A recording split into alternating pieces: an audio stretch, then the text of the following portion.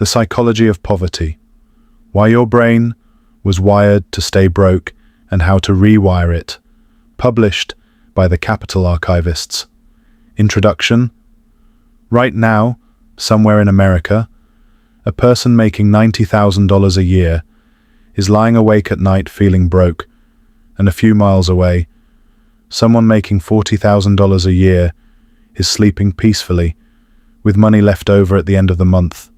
Same country, same economy, same opportunities on paper, completely different relationship with money. This is not about income. This is about something far deeper, something that was installed in your brain before you ever earned your first paycheck, before you ever opened a bank account, before you even understood what money was.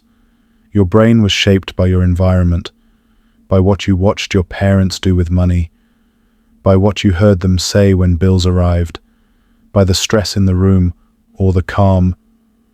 And that shaping created patterns. Patterns that run automatically. Decisions you make about money without ever consciously deciding anything. Here is the part that matters most. Those patterns can be identified, and once identified, they can be changed, not through willpower, not through trying harder, but through understanding exactly what is running in the background of your mind every time money is involved. This audiobook is about that background program, where it came from, how it keeps people stuck regardless of how much they earn, and the specific shifts that rewrite it. Let us begin. Chapter 1. The Money Story. You inherited without knowing it. Every person carries a money story, a set of beliefs about what money is, what it means, and what it can do, and almost nobody chose that story consciously. It was absorbed, the same way you absorbed your accent, or the way you say certain words. You did not decide it. It simply became part of you. Daniel Ortiz was a 41-year-old operations manager in San Antonio, Texas. He earned a comfortable salary, more than either of his parents had ever made, and yet every time his bank balance dipped below a certain number, even a number that was objectively fine, he felt a wave of panic that did not match his actual situation. He could not explain it. On paper he was secure, but emotionally he felt like he was one bad month away from disaster, and that feeling drove decisions. He avoided checking his accounts some weeks. He said yes to extra shifts even when he was exhausted. He held on to cash instead of investing it, not because he had calculated that this was wise, but because the panic told him to. One evening, Daniel was talking with his mother about his childhood, and she mentioned something almost in passing. When he was 7 years old, his father had lost his job for 4 months. The family had struggled badly that year.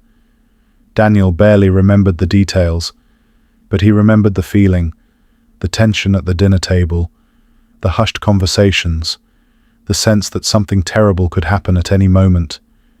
That feeling never left. It simply went quiet. And it had been running underneath every financial decision Daniel made for the next 34 years. This is what psychologists call a financial trauma response.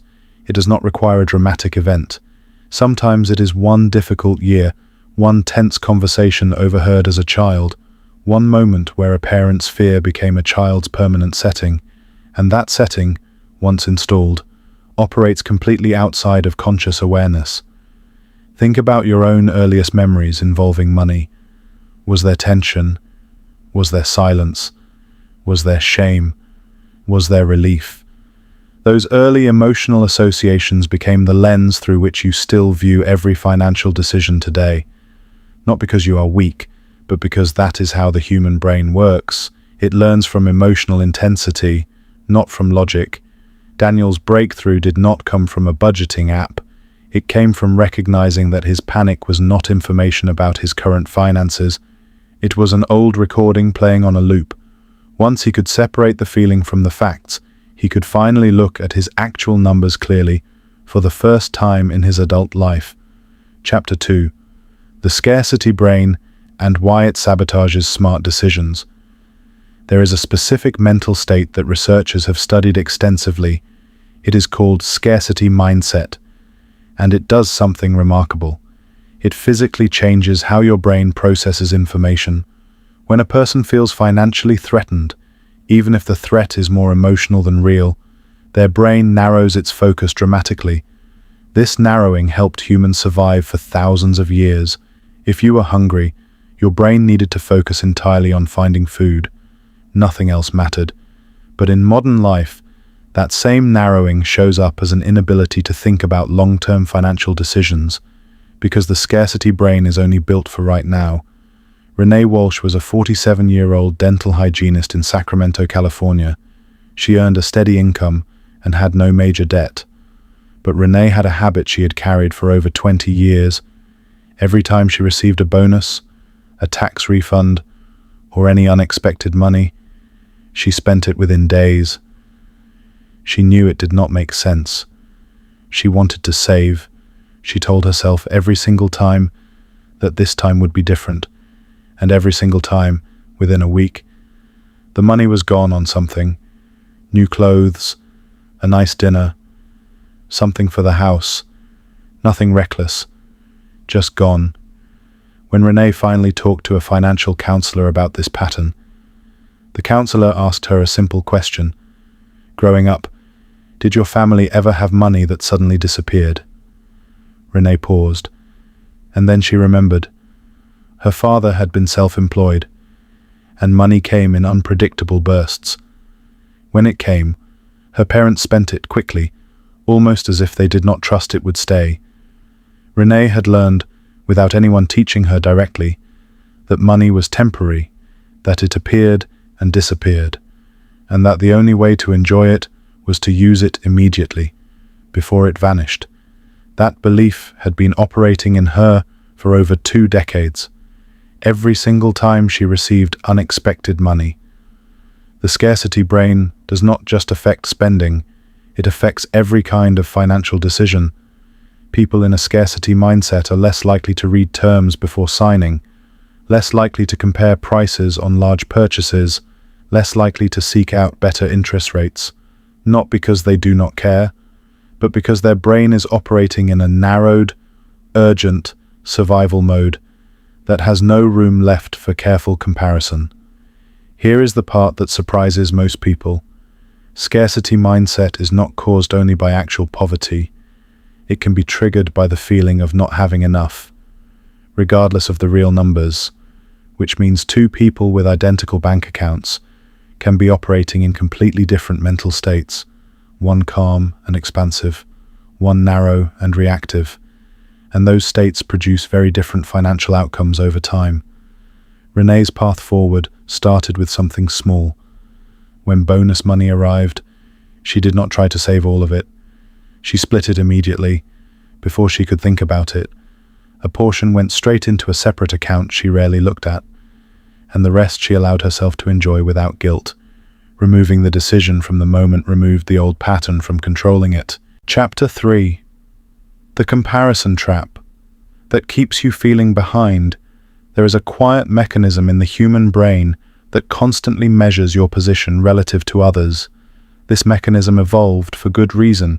In small, ancient communities, knowing where you stood relative to your group affected your access to resources, your safety, even your survival. But that same mechanism dropped into a world of social media, advertising, and constant visibility into other people's lives creates a sense of being perpetually behind, no matter how much you actually have. Gregory Banks was a 53-year-old IT director in Denver, Colorado. By almost any measure, Gregory was doing well. He owned his home, had no debt outside his mortgage, and had built a respectable retirement account over 25 years. But Gregory did not feel like he was doing well. Every time he scrolled through social media, he saw former classmates with bigger houses, newer cars, exotic vacations, and a quiet voice in his head kept score. That voice told him he was falling behind, even though by every objective measure, Gregory was financially ahead of most Americans his age. This feeling pushed Gregory toward decisions that did not serve him. He upgraded his car more often than necessary. He booked vacations that stretched his budget, not because he could not afford comfortable versions, but because comfortable did not feel like enough when measured against what he was seeing online. The turning point for Gregory came during a conversation with his accountant, who showed him something simple, a chart comparing his net worth trajectory to the national average for his age group. Gregory was significantly above it, not by a small margin, by a large one. He sat with that information for a long time. He had spent years feeling behind, while actually being ahead.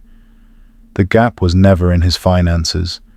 It was entirely in his perception, shaped by a constant stream of curated images that had nothing to do with his actual life.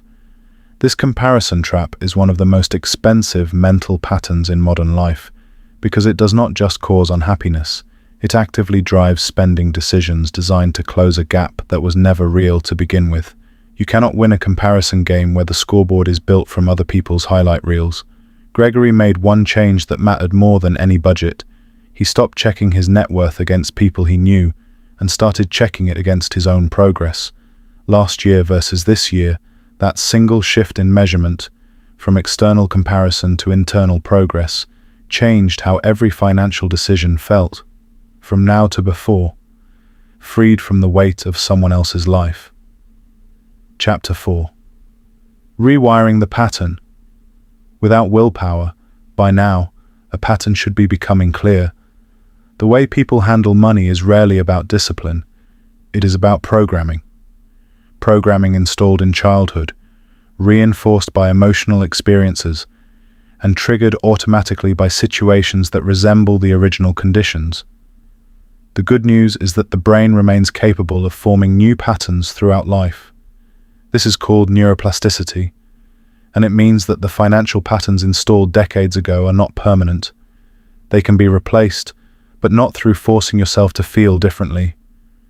You cannot simply decide to stop feeling anxious about money, and you cannot simply decide to stop feeling like you are behind. Those feelings are automatic.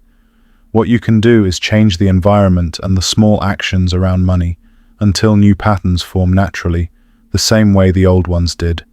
Helen Marsh was a 59-year-old retired postal worker in Pittsburgh, Pennsylvania.